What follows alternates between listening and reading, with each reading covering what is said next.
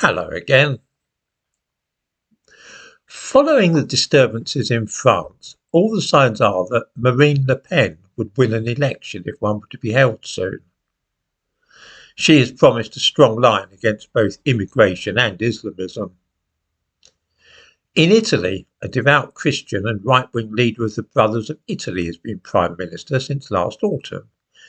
It is beginning to look as though a reaction to wishy-washy left-wing politics in Europe may be gathering strength.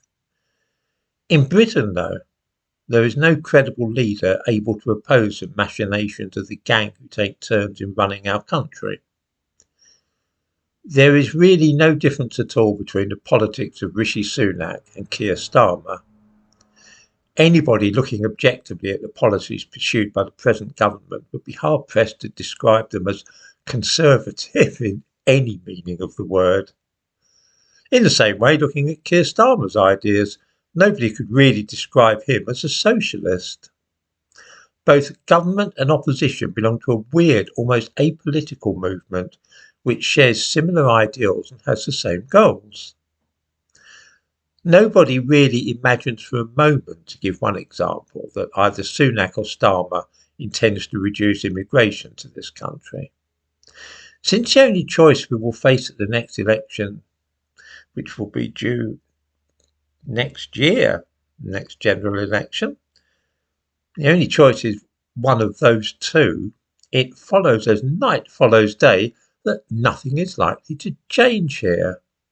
Certainly not as regards immigration and the imposition of multiculturalism, to say nothing of an increasing adherence to a militant brand of homosexual ideology. If it's like this now under a supposedly conservative government, does anybody seriously think it would be any better if Labour gets in? A new mood of right-wing populism might be sweeping Europe, but I doubt that the tide will reach this far. Much the same thing, of course, happened in Europe in the 1930s. Various countries were affected by a sudden desire for strong leadership of a right-wing nature. In Portugal, Dr. Salazar came to power. In Poland, Marshal Piłsudski, Franco in Spain, and of course Mussolini and Hitler. In this country, the enthusiasm for right-wing policies and politics and politicians generally failed to emerge among ordinary people. No fascists were elected in Britain. It was just the same situation as we have now, with a choice between Labour and Conservatives. I am very much inclined to think that the same thing will happen again. As strong patriotic leaders come to the fore in countries like Hungary and France, we're going to continue with the usual bunch of bungling incompetents.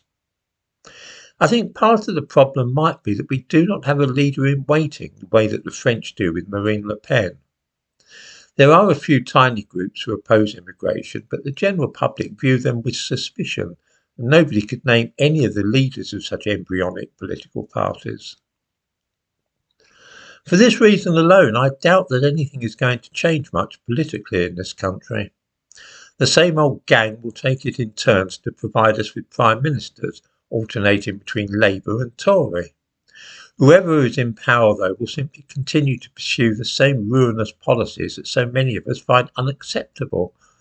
But what choice do we have?